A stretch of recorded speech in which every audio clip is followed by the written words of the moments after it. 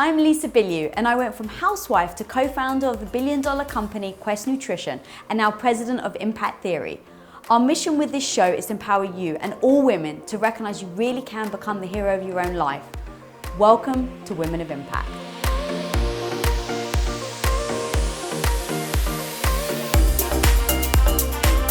What's up, guys? I'm Lisa Bilyeu. We're here in Vegas for P1440 event, and today's Woman of Impact puts badassery on a whole new level. In fact, if you looked up in the dictionary, her face would be right there as the definition. While in college, feeling lost, she took a part-time gig as an octagon girl to make ends meet. That, combined with a trip to her homeland, Thailand, reignited her passion for karate, and she finally saw an opportunity to put her black belt she had achieved as a child to good use. Just one problem. At the time, there weren't any female MMA fighters, so her dreams were shut down. And not just shut down, they were laughed at. Well, what people didn't realize was that she was channeling Daniel-san from Karate Kid. Every laugh, every rejection, every disbelief was her wax on and her wax off. The naysayers were just pouring fuel onto her already desired fire. And, well, the rest is history. So guys, I'm excited to introduce to you one of the world's top female fighters, a woman whose strength goes way beyond just the physical, a woman whose true beauty shines way beyond the surface, a woman who can have the strength to fight fist to fist and get punched in the face over and over again 1 minute, yet be the most gentle human and utter softie when you see her with her adorable daughter the next minute. The woman known as the karate hottie, the one and only Michelle Waterson. Aww. What's up, homegirl? Thank you for that introduction. Oh my God, it was so much fun researching you. You've got like watching your fights and watching your interviews was absolutely incredible. It was so much fun for me. And the one thing I want to start with, I had mentioned in the intro, is you had a lot of people just laughing at you when you said you wanted to be an MMA fighter. Yeah. Now, it's already hard for anybody to go into something and have people not believing in you. Yeah. But it's a whole other thing where you wanted to go into an industry that didn't really exist. Yeah. So what did you tell yourself to keep going and not go, well, it's not for me, it's not possible, which a lot of people do, right? Yeah. What did you tell yourself? I feel like MMA in general is still very taboo. And so when I started fighting, this was over a decade ago, and I had this deep burning desire to pursue it. Like, it was something that was in my heart, in my mind, and it's just like something that constantly is eating at you. It's like you try to forget about it and it doesn't work. I grew up doing martial arts, and like you said, I was an octagon girl. I was going to college. I was very academically driven. And I was good at school. I just wasn't happy, and I felt like I was just kind of zoned out, going to school, not making any friends, just kind of living day to day, and it didn't feel like that's how life should be. Going to university is traditional, but that doesn't mean that I have to follow that path in order to be successful. I thought that I had to do step 1, step 2, step 3 to be successful, and this just wasn't the case. And martial arts was my passion, so that's what I decided to pursue. And I told myself, if I'm going to pursue this, then I'm going to be successful in it, and I just have to be confident in my pursuit of my passion. Was that a driving force for you? Like, okay, if I'm going to do this, I don't want to fail, so I'm going to just push as hard as possible? Yeah, for sure, because especially coming from a traditional, Asian culture, my mom was very, I don't want to say it, but yeah, pretty judgmental. It's like you go to school and you become a nurse or a doctor, I had the grades and the smarts to do it, but it's just not what made me happy. So going from, a really prestigious college to dropping out and pursuing my fight career, it's like, what are you doing? All my aunts were like asking my mom, like, what is she doing? She can be doing so much other thing. And so they were just all really confused, and they just thought I went crazy. Yeah. And the same here, growing up in a Greek traditional family, it was you're going to get married, you're going to have kids, and you're going to support your husband. Yeah. So there's so many people out there, I think right now, they're in that same situation. And the fact that you were doing so well at school, I think did it make it harder for you? Because it wasn't like you were failing. Yeah. Because if you're failing, you're like, well, if I'm going to fail at something, I may as well fail at something I love to do. Yeah. But you were doing very well. Yeah, but I wasn't, though. You know, Mentally. exactly. Like I was doing okay, but like what is a life worth living if you're going through it, just going through the motions, and your eyes are glossed over, and you're a zombie, and you're not living the life that you want to live. Like what's the point of living? Yeah. You know, and something that Jay Shetty said, when you're talking about girls now they're looking to figure out what they want to do in life, and what they want to be, and what they want to pursue. It's like you can't be what you can't see, is what he always says, right? And so, I'm more than happy to be something that these little girls can see. That's amazing. So when you put yourself out there, you're trying something new. It can be quite you can put yourself in quite a vulnerable position, right? Because you're now saying like, yeah, girls can fight too, and you get in the octagon. Like, do you have to switch off a part of you so that you don't then stay vulnerable in the octagon versus outside of the octagon? Oh yeah, I mean, I think it's in everybody that decides to fight. There's that fight or flight instinct, right? So when you step into the octagon, you're gonna realize who you are. Are you a fighter? Or are you like, oh, I don't want to be here, and fly away? But I'm definitely a fighter. Like I see blood and I go. I get pushed up against the wall and I go.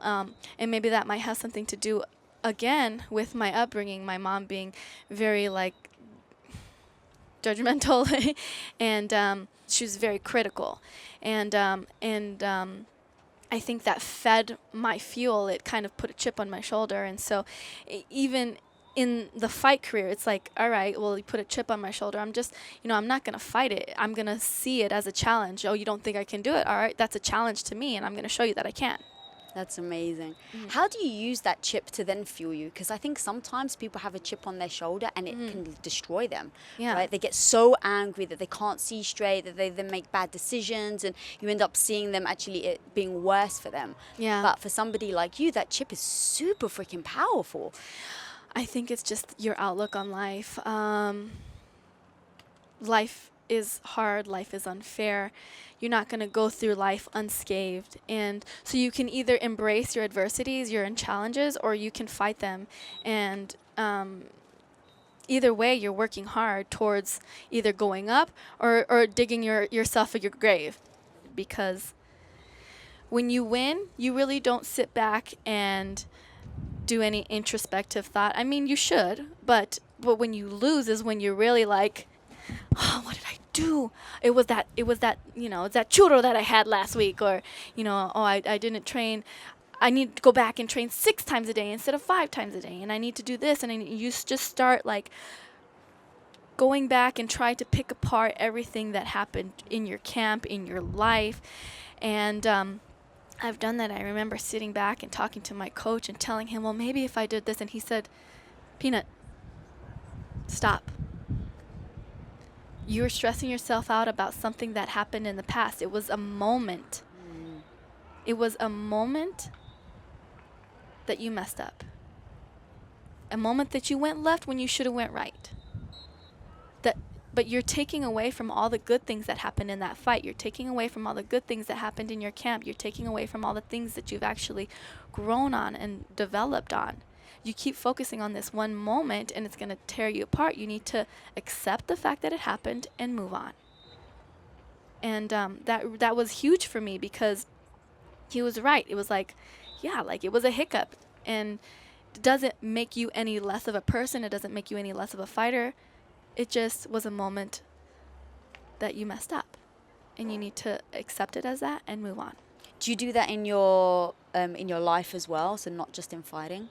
Yeah, for sure. I think it's easier said than done. Connor is the best example of it. It's like he just lost under the brightest lights, and the very next day he's at the Cowboys game, having a good old time, because he understands that win or lose, he's still moving forward. Like his trajectory is still forward. And that's what I try to tell some of my teammates that are struggling with loss and failure, is that you're still climbing. Even though you failed, it doesn't mean that you tumbled all the way down the mountain. You're still climbing forward. Now, if you didn't take the fight because you were too scared, that's when you start to move backwards. If you didn't take the chance, if you didn't take the risk, that's when you should be mad at yourself. You shouldn't be mad at yourself for falling, for failing, for trying. It's like, hey, you got to commit. you know, and a lot of times so much of us are on this kind of halfway in, halfway out type like personality or type attitude about the things that they want to pursue. And it's something I tell my daughter all the time. It's like, you know, like you can dream about that, and I want you to have amazing dreams and you know, all these amazing goals, but you have to understand that in order to reach these goals, you have to put in action. Like, I think that's the part that a lot of people are missing, is the action. And maybe the understanding that it's not going to take one day to become successful. It's going to take, you know, I've been fighting professionally for over a decade. I've been doing martial arts for over 20 years. And still now I feel like I've just barely scratched the surface, you know, like, and to understand that concept, I think, is very important.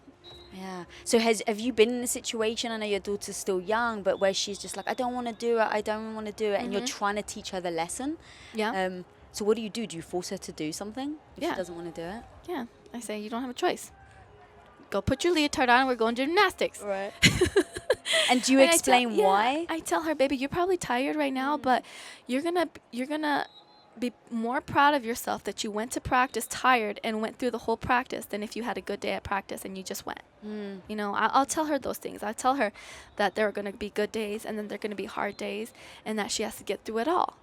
Yeah. Like, I tell her that she can't start something and not finish it. Like, those are very important things that she has to learn. But also, she sees me do it. She's seen me fail bad.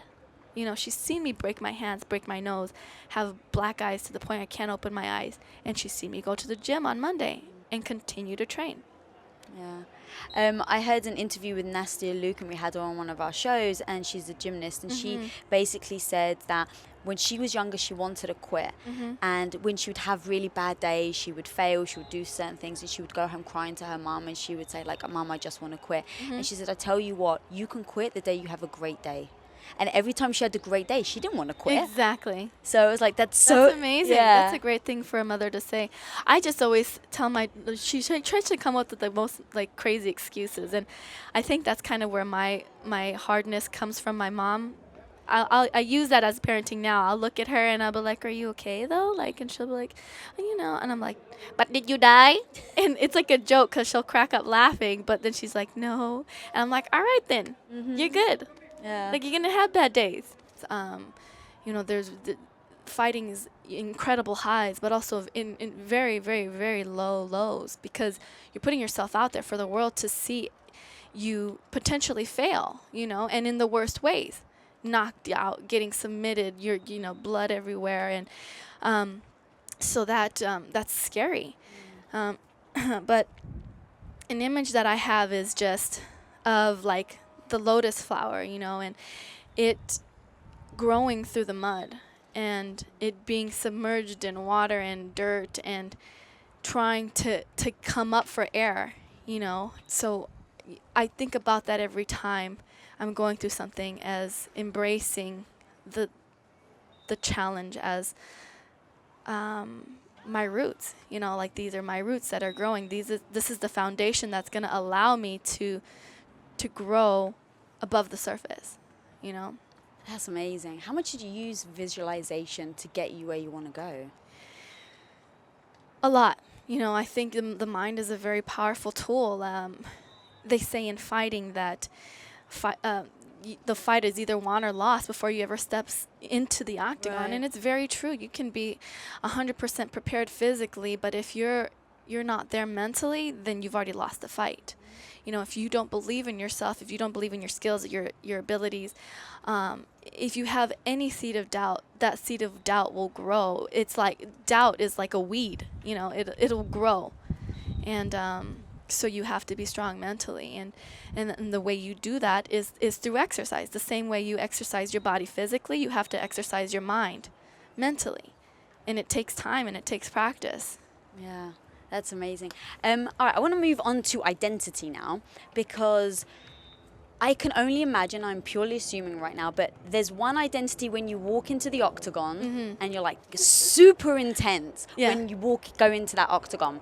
But then I see you with your daughter, and you're like it seems like you're a completely different human being, and there's like these two sides to you. And I just watched, you just lost a fight, and then your daughter comes in and she's crying, you're like, Mummy's okay, and you've just been beaten, you've like, you know, bruised, I'm sure, in pain, and you've got like this little girl that you're now super sweet and soft. How do you navigate both of those, and how do you deal with your own identity in one aspect and then in the other? That situation, that's the first time she'd ever seen me like that. And I had to kind of swallow my initial feelings, which was to go in the corner and cry and be upset. And it was really a teaching moment for both of us. How do I balance between being a mother and a fighter? Well, I accept both roles. You know, I think that too many of us feel like we have to fit into just one person. Like, and that's like trying to tell somebody to, you know, create this beautiful masterpiece with just a red crayon. You know, like, no, like, we are diverse, complex human beings, and it's okay to embrace every part of it. It's okay for me to embrace my motherly side, and it's okay for me to embrace my warrior side. And I think that too much of us feel like we have to be only one or only the other. No, like, life is about a balance. Life is about the yin and the yang. There's so many people that try to like fight, you know, what they are, and it ends up biting them in the butt, because no, like, you have to embrace all of it. Like, you can't like shy away from this whole other part of you. Like, you have to embrace it. Have you always been like that, or did you learn that over time as you were pregnant and had your baby? Like, was that an evolution for you, or did it come naturally? I feel like it's an evolution, and it's definitely still something I'm working on. But again, going back to like, why can't I? Why can't I be a loving mom and a vicious warrior in the octagon, you know? Yeah. How do you then cultivate it? Like, do you talk to yourself? Do you tell yourself that phrase of like, why can't I? Or are there other like tactics and tricks other people can use in their own life that you do? In fighting, if you have to tell yourself to throw the kick, or you have to tell yourself to move out of the way, by the time you've told yourself to do that, it's too late. And so you really want to practice being in the moment. But how do you be in the moment and still execute the technique? And it's that mental practice, right? So what I do with my sports psychologist is we have a set of power words, and so one word encompasses not just that certain word, but a lot of things. It encompasses like an idea. So one of the words that I draw on, especially in this last fight, was vicious. In saying vicious, it's not just a word. It's a concept. It's a feeling. It's a sense. It's what I feel when my glove hits skin. It's what I feel when I step into the octagon and my heart is racing. It's what I smell when I'm close to my opponent and I'm ground and pounding. All these things make it real, and it allows me to practice being vicious in my mind. So when I'm in sparring session and I wanna be vicious, I tell myself in my mind vicious, and I throw the punch as hard as I can in a mitt session, and I feel that snap, and that feeling connects with the word. And then, so if I'm going for a shot and I take my opponent down and I tell myself vicious and I start throwing ground and pound, and that feeling connects with the word. I love that. And you do it time and time again, so it becomes a habit, so that, like Bruce Lee says, you don't think kick, you just kick. You just kick. That's amazing. All right, I want to talk about the mind-body connection, because I think that is so important. I think no matter what arena you're in, whether it's a sport or whether it's, you're a lawyer, I think having a connection between your mind, the stress, the pressure that you're on, and then how your body reacts is so powerful.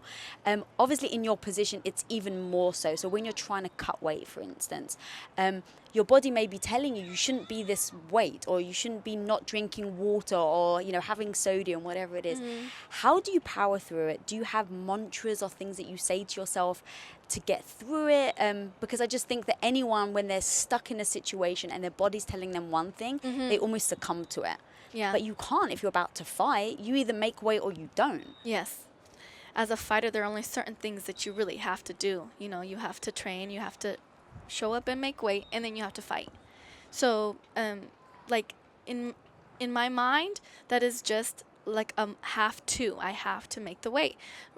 No matter what, the weight has to be made. That's my responsibility as a fighter. And your nutrition is just as important as your training.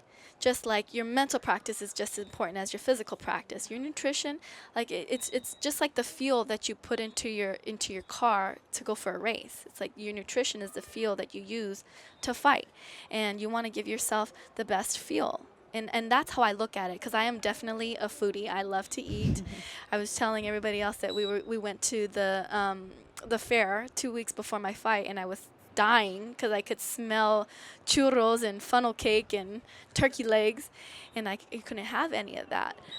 But I'm going to push you on that. You could have it. You just chose not to. Exactly. You're right. But that's the thing. Some people will be like, screw it. I'm going to start next Monday. Like, how do you go? I'm just not going to succumb to this choice. Because that fuel is no good for my training.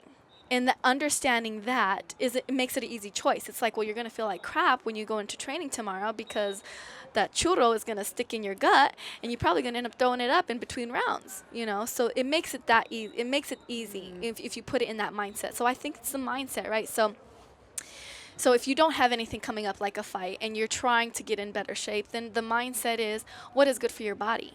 You know what I mean? It might taste good at that moment, but even 20 minutes after you're done eating it, you're not going to feel good.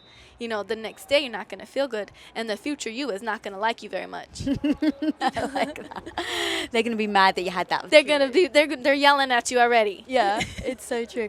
I just think it's definitely hard in those situations, especially for, you know, a type A like yourself. We were talking earlier and you're saying, like, most people in the sport that you're in are all in. Like, Yes. you can be obsessed. So if you're going to fight, you're going to freaking go in, you're going to dedicate, you're going to spend that time. Sometimes that can serve you, right? Like, okay, you can win a championship or you can win a fight, and other times that can be extremely detrimental Yes. to you. Do you have that? And then how do you navigate, okay, this is part of my personality that is working for me and can hold me back? Yeah, I definitely have that go big or go home mentality, and it has kicked my butt for sure. The last time, and I'm also an emotional eater, but I remember the last time, I think it was the worst, because I had lost my fight at 105, and I was so sad and I was so lost and I was so depressed that I just ate and ate and ate, and nothing seemed to fill that void that I felt in my gut. And I went from fighting at 105 to a week later being at 140. Whoa. Yeah, and it just threw my body completely out of whack, and I couldn't get my body down, because I went from going to 105, where my body was thinking, oh my gosh, starvation mode basically, to, okay, we got food, we're gonna hold on to this. And that's when I realized, like, I can't do this to myself. I can't keep yo-yoing. It's not healthy. It's not a healthy lifestyle. It's not, it's not comfortable. It's not good for me now. It's not good for me in the future. And that's when I realized, like, I should have more discipline than this. This is my career. This is my profession. I'm a martial artist. Martial arts is not a seasonal sport. It's a way of life. And when I sat down and thought about it that way, it's a way of life. And really understanding how to respect my body and what I'm putting into my body, I think, is when the switch flipped. I was eating healthy 80% of the time, and if I wanted a cookie, then I would eat a cookie and I wouldn't feel guilty about it. And if I wanted a piece of cake, then I would have a piece of cake and I wouldn't feel guilty about it. And that switch has been incredible, because now it's like I want to eat healthy because it's good for me. It tastes better. It's better fuel for when I'm training, and it's better for my lifestyle. How much do you think then, or how much do you use your daughter and your husband as motivation to push yourself when things are tough? They're my everything. I couldn't be where I am today without them. Before Araya was born, fighting was kind of something like, okay, I'm young, martial arts is my passion, this is something I'm going to pursue. We'll see how it goes. When I was pregnant and trying to figure out if fighting was still something I was going to do after I had Araya, is when I had to make some tough decisions, because I felt like all right, now you're going to be a mom, now you're responsible for this human being for the rest of your life, is fighting something that you can do to provide for your family, is fighting something you're going to want to do after you have your daughter. You know, will the outside world accept you for being a fighter and a mother? There were all these like unknown questions, and I still had that empty feeling in my heart that like something was unfulfilled. And so I decided to continue to pursue it. And in making that decision, I told myself that if you were going to continue with your fight career, you have to do it in a way that makes a mark. Because you're not just going to do it and sacrifice all this time away from your family and sacrifice, you know, all these things for nothing. So I lean on them always. Always, always, always. Take me through then how you processed when you were pregnant, if I should go back to fighting, because I think nowadays in today's society, and myself, I've had to go through this evolution, is I thought I was going to have kids my entire life, and then I found my career and I was so passionate and loving it so much that I've decided to not have children. But that's a hard decision. And even on the flip side of it, is saying, okay, I love my daughter. I desperately want to be there for her. But you even said there's this part of me that still feels empty. How did you discover that and not feel guilty about feeling like that? Because that was something I definitely struggled with. Yeah. Like, I feel guilty not having kids. I feel guilty having kids. Like, so yeah, take me through, like, what is that thought process that you had to go through to then embrace, you know what, I'm going back in the octagon? I think that was a really hard time. I mean, a lot of people talk about having postpartum depression. I feel like I was more depressed during my pregnancy. Some women, when they get pregnant, they continue on with their career. I can't go to work. I can't go in sparring, and Right. so I was really lost. And I remember going into the gym and seeing my teammates getting better and feeling like frustrated and sad and confused and not knowing what to do. It wasn't until after I had my daughter that I was like, okay, I had a bit of myself back, you know, in that I could do this. And you have these battles in your mind. It's like, well, you're supposed to be mom, but what about you? Like, what about your wants and what about your desires? Like, because being a fighter is very selfish sport. Like, you have it's just you in the octagon, and you have to focus on what you're gonna do so you don't get pummeled in the face, you know. But being a mother is very selfless. Like, you have to dedicate everything to your children. You have to give your all to your children. I think what helped me get over that guilt was the fact that our children learn through example. You know, our children, it's like, it's monkey see, monkey do, right? So if I didn't pursue my dream because I had her, what kind of message am I sending her? Wow, I love that. And I think just also including her in on my journey. Like, she's a part of my journey. It's not mommy's journey, you know, like, she's in my corner. She's helping me train. She's helping me get ready for this big fight. And I think in doing that, I feel less guilty because she's a part of it. And it's a part of her journey as much as it is a part of mine. Wow. That hit me really hard. That was powerful. I want to talk, because your husband trains you or helps train you, correct? And the one thing that I'm finding a lot in today's society is a lot of couples now are becoming business partners, and they're really going into endeavors together. Yes. And I'm fascinated talking about this. My husband is my business partner as well, and it's a real navigation. Oh my goodness, you have no idea. Oh, you So- do. You do. yeah. But let me tell you, I'm not in a ring, you know, or an octagon getting punched in the face, and my husband's, you know, maybe saying to me like, put up your hand, or like, fight back, or Yeah. but how do you navigate that? Because what I find interesting is, if he's telling you you're not doing it right, or you should do this, how do you separate, this is my coach telling me versus this is my husband telling me? He's looking at me like, yeah, how do you do that? Because it's still, like you said, it's still like, it's still a process for sure. Because the things that he says to me, I take differently than when my coach tells me. And it's one of those things, like I have to really kind of not look at him as my husband when he's training me, and look at him as my trainer. And the truth is, I know he has my best interests at heart because he's my husband. And I know this is what helps me when it comes to that, is that I know if he had a choice, it would be him in the ring taking the punches than me. I know if he had a choice, he would not want to see me get punched in the face and choked out and kicked unconscious. It breaks his heart to see that because he's my protector. He wants to protect me from everything in life. So when he's coaching me, I have to really take into consideration what he's saying, so that, because I know that's the only way he feels like he can protect me in the octagon, is to train me and prepare me the best way he can so that I don't get hurt. So I found it very difficult of like, he's my business partner versus he's my husband.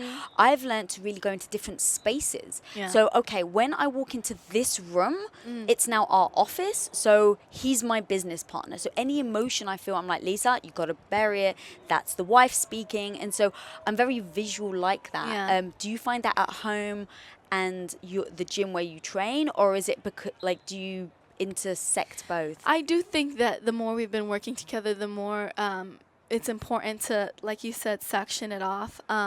Also, too, because probably you as well, like, have a very strong personality. So it's like the personality you are when you're boss is different from the personality you are when you're wife. And that's probably something that he's probably having to deal with, is that when I'm wife, I'm like, okay, babe, you do whatever you want, la, la, la. And then when I'm like fighter, I'm like, no, I'm not going to do it that way, because I'm the fighter. And so it is a navigation through it all. And I think that we've managed to figure it out. But I do think that